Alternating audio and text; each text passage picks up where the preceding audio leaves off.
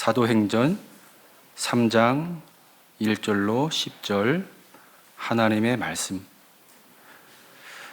한 절씩 교독하도록 하겠습니다. 제가 먼저 읽고 10절은 함께 읽도록 하겠습니다. 제9시 기도 시간에 베드로와 요한이 성전에 올라갈새 나면서 못 걷게 된 이를 사람들이 메고 오니 이는 성전에 들어가는 사람들에게 구걸하기 위하여 날마다 미문이라는 성전 문에 두는 자라.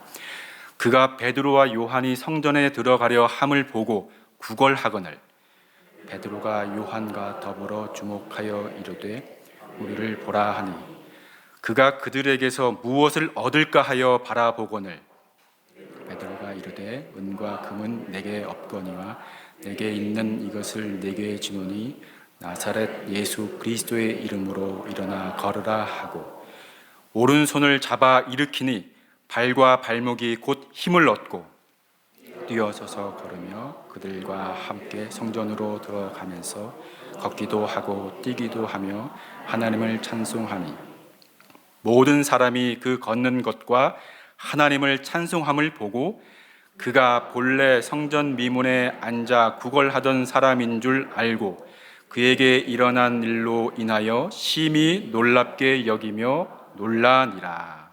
아멘. 오늘 이 역사가 오늘 이 자리에 함께 계신 모든 분들에게 동일하게 일어나기를 원합니다.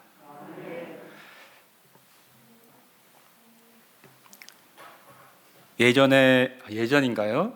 요즘도 부르나요? CM송 12시에 만나요 둘이서 만나요 살짝 쿵 데이트 이거 네 약속이죠? 네. 오늘 오후 3시 이 예배에 하나님이 우리 각 사람에게 약속하신 것이 있는 줄 압니다. 그 믿음 가진 자에게 그 약속이 이루어질 것을 믿습니다. 하나님은 정말로 하나도 틀림없이 일하시는 분이세요. 사람은 틀림이 참 많습니다. 말하고도 지키지 못할 때가 많고 지키고 싶어도 못할 때가 많지만 우리 하나님은 그렇지 않으신 분이십니다. 약속하신 것을 반드시 이루시는 분입니다. 우리가 온전치 못해도 우리가 뭐 제대로 하는 것 없더라도 하나님이 우리 아버지이시기 때문에 약속하신 것을 반드시 이루시는 우리 아버지 하나님이십니다. 그 약속 가지신 분들이 오늘 이 자리에 어느 자리에서든 하나님 앞에 나와 오늘 함께 예배하시는 줄 압니다. 오늘 말씀은 성전의 미문 앞에서 일어난 이야기입니다. 여러분들 이스라엘 역사에서 성전은 첫 번째 성전 제1성전은 솔로몬 왕이 지은 성전이죠. 완전히 파괴되고 사라져 버렸습니다. 바벨론에 의해서. 그리고 바벨론의 포로로 끌려갔다가 돌아와서 지은 성전이 두 번째 성전 스룹바벨 성전입니다. 옛날의 조상들의 이야기들, 전승된 이야기들을 가지고 말씀을 붙들어서 또 성전을 짓긴 했으나 예전에 솔로몬이 지었던 그 건축했던 성전에 비할 것이 못 되는 작은 성전이었죠. 그게 어디입니까? 그래도 우리가 성전을 지었다 하면 얼마나 감격했습니까? 감격하는 사람 반, 탄식하는 사람 반이었다고 하죠. 이 스룹바벨 성전을 아주 확장해가지고 크게 재건한 사람이 헤롯 대왕입니다. 예수님 오시기 훨씬 전부터 이 성전 짓기 시작했는데요. 헤롯 대왕 죽고도 아들 때에 가서도 계속 지었습니다. 약 80년에 걸쳐가지고 성전을 지었는데 우리 다 알고 있죠. 성전 64년에 완공했습니다. AD 64년, 주후 64년에 완공했는데 딱 6년 뒤에 로마의 군대에 의해서 돌 위에 돌 하나도 남기지 않을 정도로 완전히 파괴되어 사라졌습니다. 그 화려한 성전, 예전에 그 영광을 맛보는 그 화려한 성전, 그게 사라졌죠. 오늘 이야기는 그 성전 지금 아직도 짓고 있을 때, 한참 짓고 있을 때, 그러나 여전히 엄청난 규모로 약 3만 평 정도의 대지 위에 성전을 재건하고 성문을 쌓고 하던 그때 시절이었습니다. 헤롯 대왕이 성전 지었다고 그랬잖아요. 오늘 본문 속에 나오는 미문이 속해 있는 성전, 당시 세계 최강대국 어디입니까? 로마죠. 로마 황제의 뒷배에 손을 잡고 그 지원을 받고 이스라엘의 왕이 되었습니다. 외교적으로는 상당한 능력을 보여줬다고 그래요. 발도 넓고. 그런데 내부적으로는 백성들의 인기를 하나도 얻지 못했습니다. 왜냐하면 유대인이 아니었기 때문에. 에돔 출신이었습니다. 정통 혈통이 아닌 다윗 왕가의 정통이 아닌 왕이 지금 다스리는데 헤롯 왕 마음에 들지 않았습니다. 권력을 쥐었어도 하나도 인정받지 못하는 그런 왕, 늘 자격지심, 열등감 있겠죠. 그걸 성전 건축이라는 것으로 이렇게 보완하고 싶었을 겁니다. 자기 신앙을 내보이고 그리고 권위를 백성들에게 인정받고 싶었습니다. 유대인들이 에돔인은 그 헤롯 왕은 왕으로서 존귀하게 여기지 않았지만 성전, 여호와의 임재가 임하는 그 성전만은 얼마나 귀하고 또 자긍심으로, 민족적 자긍심으로 가졌겠습니까? 그것을 바란 거죠. 헤롯이 건축했고 건축하고 있는 이 그 본성전 사방에 성벽을 높이 쌓았다고 했습니다. 그 성벽 주변 안에 8개의 문을 달았습니다. 오늘 본문 속의 그 성전이 바로 헤롯 성전이고 그 미문은 그 문 중에 하나입니다. 오늘 본문 속의 그 시간과 장소로 들어가서 우리 하나님의 일하심을 듣기를 원합니다. 1절입니다. 제9시 기도 시간에 베드로와 요한이 성전에 올라갈새.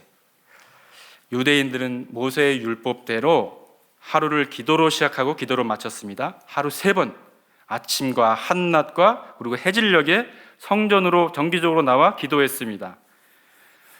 사랑하는 성도 여러분, 여기서 기도라고 할 때, 기도 시간에 기도라고 할 때 원어는요, 하나님의 뜻을 구하는 기도를 말하는 겁니다. 왜 제가 이 말씀을 드리냐면 우리 종종 혼동하기 때문이죠. 빌립보서 4장 6절에 이런 말씀 있죠. 아무것도 염려하지 말고 오직 모든 일에 기도와 간구로 너희 구할 것을 감사함으로 하나님께 아뢰라. 기도와 간구가 똑같이 기도인데 두 개로 나눠지는데요. 이 두 가지의 기도의 단어가 약간 다릅니다.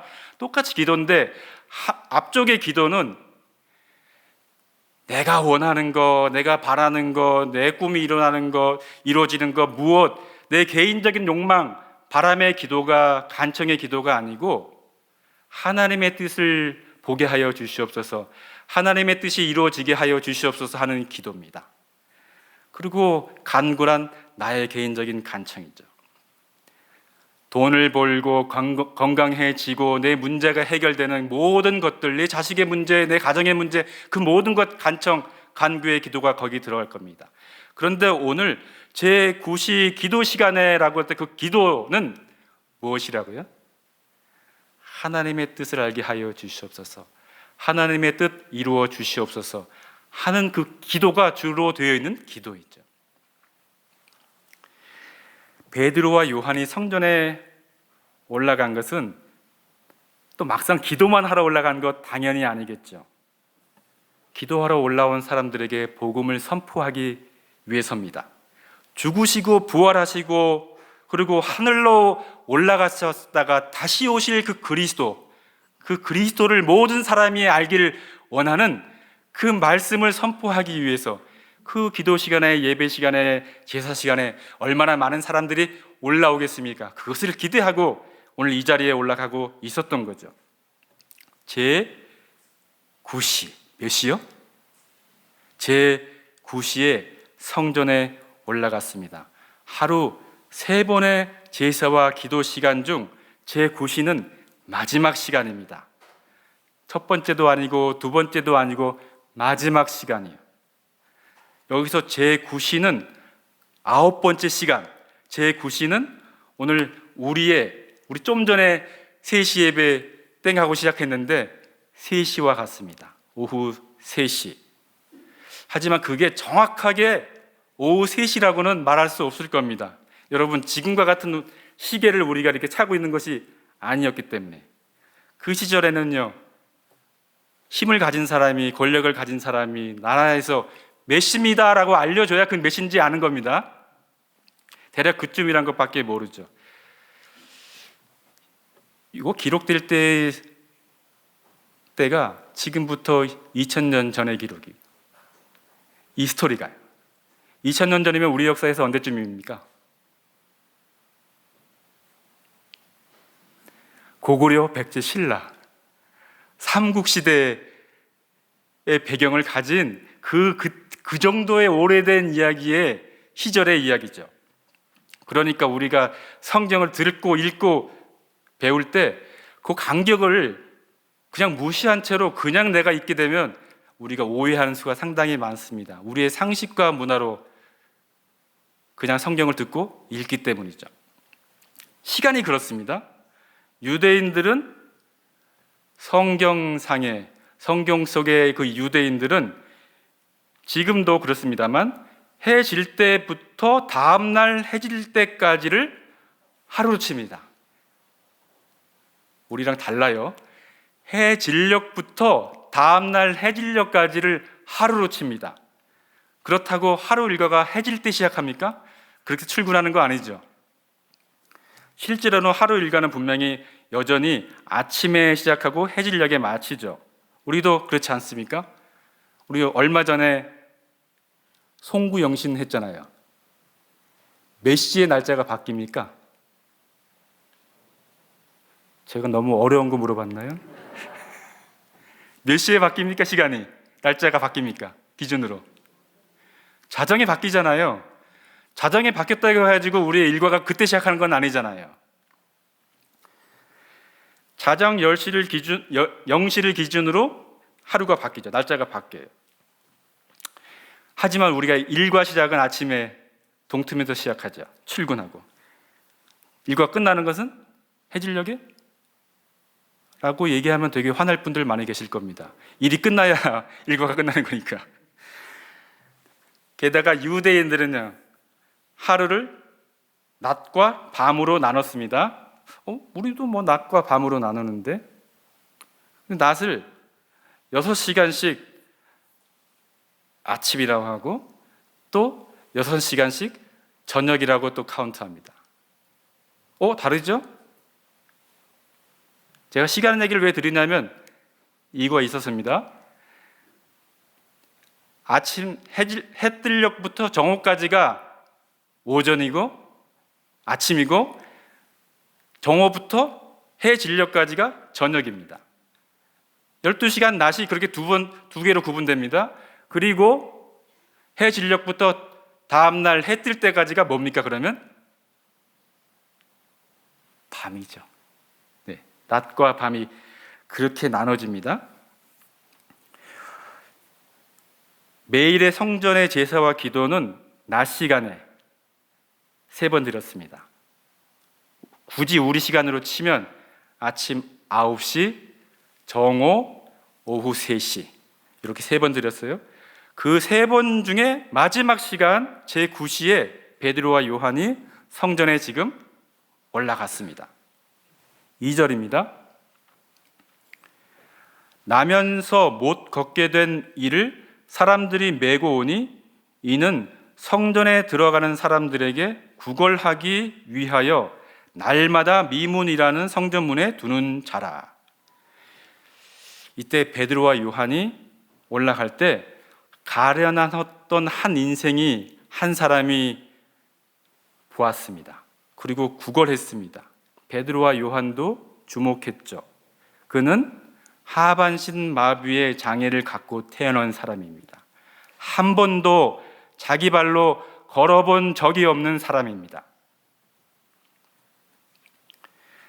다른 사람의 도움 없이는 생존할 수 없는 사람입니다.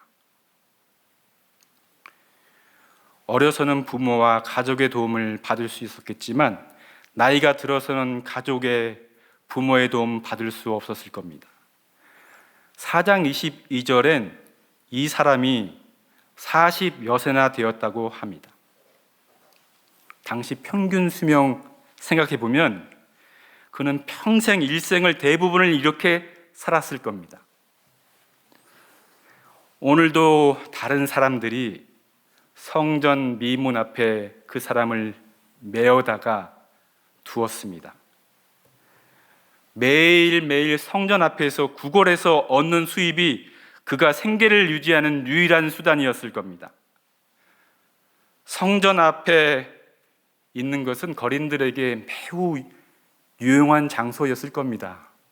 제사 지내러, 예배하러, 기도하러 올라가는 성전에 들어가는 사람들 앞에서 손 내밀면 종교적 구제 열심을 가진 사람들이나 일말의 어떤 선행에 대한 욕구를 가진 사람들이 예배드리러 올라가며 성전에 들어가며 그거를 뿌리치기가 쉽지 않았을 수도 있습니다. 그것을 바라는 많은 사람들이 성전 앞에, 미문 앞에 모여들 수 있었겠죠. 그 비참한 인생이 오늘 성전 미문 앞에 놓여져 있습니다. 미문이라는 말은 아름다운 문이라는 뜻입니다. Beautiful gate. 미문이 정확히 어느 문인지는 사실 잘 모릅니다. 안다고 얘기하는 것 자체가 상당히 오만합니다. 지금 존재하고 있지 않고 남아있는 기록이 정확하지 않기 때문에. 동문인가? 동문이 그렇게 크고 아름다웠다고 하니까 동문인가? 아니면 남쪽에 많은 일반인들이 예배드리러 제사 드리러 출입했던 그 남쪽에 있는 문인가? 아니면 본성전 안에 이방인의 뜰과 여인의 뜰을 구분하는 그 성전의 문인가? 사람들마다, 학자들마다 조금씩 견해는 다른데 중요한 것은요, 미문이 어디 있느냐가 아니잖아요. 미문이 어디 있느냐가 지금 중요한 것이 아니고 이 아름다운 문과 한 가련한 인생을 한번 보기를 원합니다. 매일매일 성전을 드나드는 이들에게 돈을 구걸하던 그가 베드로와 요한 두 사도를 보았습니다. 그냥 이렇게 읽으니까 우리가 감각이 잘 없을 수 있는데요, 우리가 3장 들어오기 전에 2장에서 어떤 일이 있었습니까? 기도하는 자들에게 성령이 임하고 그리고 오순절 설교로 말미암아서 많은 사람들이 모이고 회개하고 아름다운 신앙 공동체가 막 융성하게 일어나는 그런 센세이션한 일이 예루살렘에서 일어났습니다. 그런 새로운 공동체의 지도자 아닙니까? 베드로와 요한입니다. 많은 사람들이 그와 함께 한다고 합니다. 그 수가 날마다 는다고 하죠. 권세와 돈을 따르는 사람들 많다면 사람들이 많이 모이는 곳, 그리고 돈이 뭔가 많이 모일 것 같은 곳에 관심이 많을 겁니다. 게다가 사람들의 머릿수가 돈과 관련이 있다고 따지는 오늘 세상만이 아니고 그때도 그랬겠죠. 게다가 그 모임에는 가난한 사람이 없다고 합니다. 구걸하는 자들에게 베드로와 요한을 인지했다면 마땅한 대상을 고른지 모르겠습니다. 구걸하는 이가 기대할 만도 하죠. 그런데 이걸 어쩝니까? 뭐라고 얘기했습니까? 베드로가 6절에서 은과 금은 있거니와 없거니와. 내가 기대하는 것은 뭔가 나에게 도움을 줄 만한 돈을 기대했는데 돈이 있답니까 없답니까? 그렇게 많은 사람들을 이끄는 사람들의 지도자가 돈이 한 푼도 없다고 합니다. 제사 지내러 들어오면서, 성전에 올라오면서 은과 금은 내게 없거니와 내게 있는 이것을 내게 주노니 나사렛 예수 그리스도 이름으로 일어나 걸으라. 이 말씀은요, 이 선포의 말씀은 우리 주일학교 학생들도 다 기억할 수 있을 만한 말씀이죠. 돈 좀 얻을까 구걸하던 이 사람에게는 정말 어이없는 말일 수도 있습니다. 예끼! 장난하십니까? 라고 얘기할 수도 있죠. 충분히 이럴 수 있었을 겁니다. 그런데 이 선포에 이 사람이 반응했습니다. 베드로가 다가가서 그 사람의 오른손을 잡아 일으켜 세웠습니다. 성경은 이날의 장면을 구체적으로 묘사하고 있습니다. 걷지 못하던 사람의 오른손을 베드로가 잡아 일으키자 발과 발목에 신경과 인대와 근육이 힘을 얻었습니다. 즉시로 일어났습니다. 하나님의 일방적인 권능이시죠. 평생을 원망과 좌절 가운데 살았을 그였을 겁니다. 멸시, 천대, 조롱, 그리고 저가 태어날 때부터 저렇게 불구로 장애로 태어난 걸로 봐서 부모, 조상 중에 누가 분명히 하나님께 죄를 지었을 거야 라고 그렇게 수군거리던 사람들이 앞에서는 얘기 안 하겠지만 뒤로 돌아가가지고 얼마나인지 그렇게 얘기할 만한 그런 문화와 사회였습니다. 성전의 그 아름다운 문 앞에 가장 비참한 모습으로 애써 외면하는 사람들에게 한 푼을 구걸하던 그 인생이었습니다. 그랬던 그가 우리가 오늘 읽었던 것처럼 기뻐서 걷고 뛰면서 성전으로 제 발로 들어가며 하나님을 찬송했습니다. 제가 오늘 이 시간에 이 말씀을 전하라고 말씀을 받고 준비하면서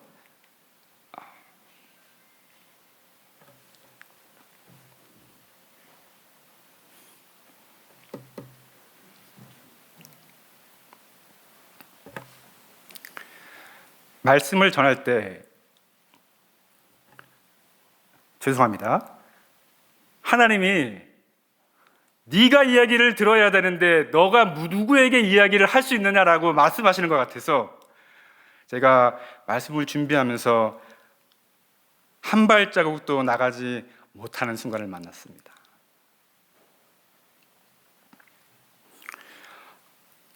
평생을 걷지도 못하고 남들의 도움을 받아야만 그저 조금 다닐 수 있고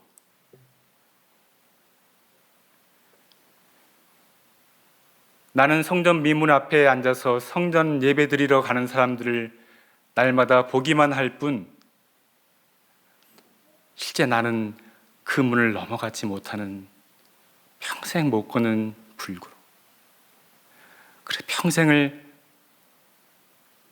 사는 내가 지금 두 발로 서서 여러분들 앞에 말씀을 전하고 있으나 그 말씀 앞에 비추어 보면 내가 과연 누구에게 이 말씀을 전할 수 있을 것인가? 라는 생각이 들어서 한 발자국도 나가지 못할 때가 있었습니다.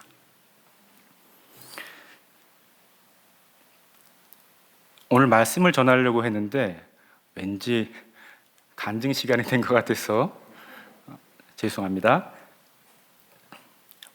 그래도 다시 돌아와서 그래도 불구하고 우리가 다시 한번 소망을 붙들어야 될 것을 말씀드리겠습니다.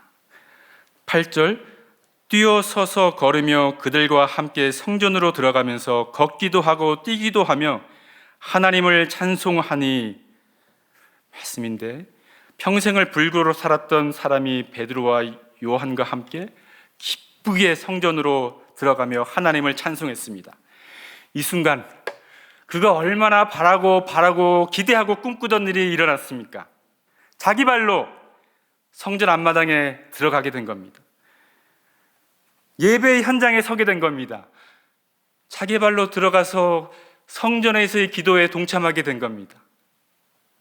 여러분, 사랑하는 교우 여러분들, 장애인이라는 수치와 편견을 가지고 40년 이상을 살았습니다. 하나님께 나아갈 길이 없고 늘 성전 미문 앞에서 지나가는 사람들에게 손 벌리며 살았던 인생입니다. 그저 성전의 미문 앞에 놓여져 하루를 더 살았구나, 또 하루를 살기 위해 손 벌려야 되는 그 인생입니다.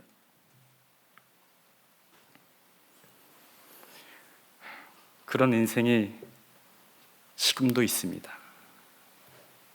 장애를 안고 태어난 것은 발과 발목만이 아닙니다. 마비된 건 육체만이 아닙니다. 자기 두 발로 다니며 예배하면서도 내 삶에서는 정말로 중요한 순간에서는 하나님을, 예수님을 모르는 척합니다. 그렇게 감각이 없는 인생에게 오늘 주시는 말씀입니다. 내심 종교적인 권세와 권능도 바랍니다. 때마다 숱하게 미문을 드나들면서 성전의 아름다운 것을 봅니다. 그에 취해 있습니다. 그러나 자기 자신이 성전인 줄은 잊었습니다. 하나님은 그런 영혼의 불구자를 깨워주시려고 못 걷는 인생을 일으켜 세워주셨습니다. 이 못 걷던 인생 다시 말씀드리겠습니다. 중간에 사고 나서 그런 거 아닙니다. 질병으로 못 걷게 된 것도 아닙니다. 나면서부터 걸어본 적이 없습니다. 평생 하던 일은 그저 하루를 그걸로 연장하던 것이었습니다. 그 사람이 자기 두 발로 미문을 지나 성전을 향해 나아가며 예배자가 되었습니다. 스스로는 생존할 수 없던 한 인생이 일어나 걷도록 그 발과 발목에 힘을 주셨습니다. 하나님이 하셨습니다. 예수 그리스도의 이름으로, 성령의 권능으로 하셨습니다. 이사야 35장 5절 6절에 이런 말씀이 있습니다. 그때 맹인의 눈이 밝을 것이며 못 듣는 사람의 귀가 열릴 것이며 그때 저는 자는 사슴같이 뛸 것이며 말 못하는 자의 혀가 노래하리니 이는 광야에서 물이 솟겠고 사막에서 시내가 흐를 것임이라. 우리 하나님은 이 말씀이 누구 한 사람이 아니고 우리 모든 사람에게, 만민에게 동일하게 일어나기를 꿈꾸시고 바라시는 분이십니다. 병든 자든지 건강한 자든지 가난한 자든지 부자든지 그가 살고 구원받는 유일한 길은 예수 그리스도 한 분밖에 없습니다. 회개하는 것 한 것 하나밖에 없습니다. 본문 속 거린 못 걷는 자도 이날은 일어나 걸었지만 그도 더 나이가 먹고 다리가 더 이상 예전 같지 못하고 지어졌던 그 인생의 날수가 다 되면 죽었을 겁니다. 우리가 다 그렇습니다. 오늘 나의 문제를 주님께서 해결해 주셔도 문제가 해결된 인생을 살다가 끝에는 하나님을 만나야 할 터인데 그때가 우리가 마주할 현실이 될 것입니다. 성전으로 지어졌으나 실상은 하나님의 영광이 아니라 나의 영광을 바라보며 살지 않았습니까? 일정한 종교 예식의 형식은 다 갖췄습니다. 예수님이 그렇게 혀를 차시며 분해하시던 그 모습이 무엇입니까? 형식은 갖췄으나 내용이, 마음이, 말씀은 하나님의 귀한 자녀들에게 전하고 있으나 내가 서 있는 그곳에 나의 모습이 어떻습니까? 성전으로 부름받고도 평생 온전한 예배는 그저 남의 일일 뿐, 하루를 그저 살았다 연명하는 것 뿐이라면 우리에게 무슨 소망이 있겠습니까? 죽어 감각 없는 영혼의 재건과 재생이 하나님이 우리에게 바라시는 것입니다. 하나님은 그 일을 위해 제9시 기도 시간 성전 미문 앞에서 안진뱅이, 못 걷던, 평생을 못 걷던 한 사람을 일으켜 세우셨습니다. 주님의 이름으로 사랑하는 교우 여러분들,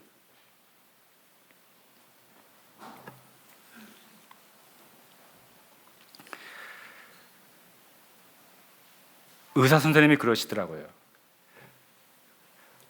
제가 멀쩡히 이렇게 보이는 것 같은데 심장의 대동맥이 언제라도 파열되면 심장이 멎을 텐데 이렇게 살고 있는 것이 기적 같은 일이라고 치면 분명히 하나님이 일이 있어서 살려두실 거 아닙니까? 주 안에서 사랑하는 교우 여러분들, 하나님은 우리 한 사람 한 사람, 저와 여러분들이 성전으로 재건되길, 더 온전하고 더 하나님 보시기에 좋은 온전한 기능을 하는 성전으로 재건되기를 원하십니다. 육체와 금전의 문제가 해결되는 것만이 아니라 하나님의 사람들이 회복되기를 원하십니다. 사람의 영혼이 회복되면 그 외의 것들은 다 장애가 될 수 없습니다. 하나님은 권능으로 이렇게 세우시고 결코 절망 속에 내버려두지 않으시는 분이시기 때문입니다. 오늘 이 세상 사람들 모두가 그렇게 바라고 꿈꾸는 은과 금이 아니라 사람들이 그렇게 멸시하고 저주하고 버렸던 나사렛 예수 그리스도의 이름으로 그렇게 일하시는 분이십니다. 사랑하는 교우 여러분들, 오늘 이 시간 이 자리에 이 시간이 제 9시가 되길 원합니다. 이 자리가 성전 미문 앞에 있는 그 자리가 되길 원합니다. 역사가 임하길 원합니다. 하나님은 은총을 베푸시고 그 삶을 사용하셔서 하나님이 기뻐하시는 성전이 이 땅 가운데 가득해지기를 원하십니다. 은과 금이 아니라 성령 하나님의 역사와 다시 오실 예수 그리스도의 권능이 우리 오랜 육체의 문제를 해결하듯이 내 영을 해결하시길 원하십니다. 오늘 이 믿음으로 일어나 걷는 여러분들, 우리 주님 예수 그리스도의 영광스러운 이름으로 축복합니다.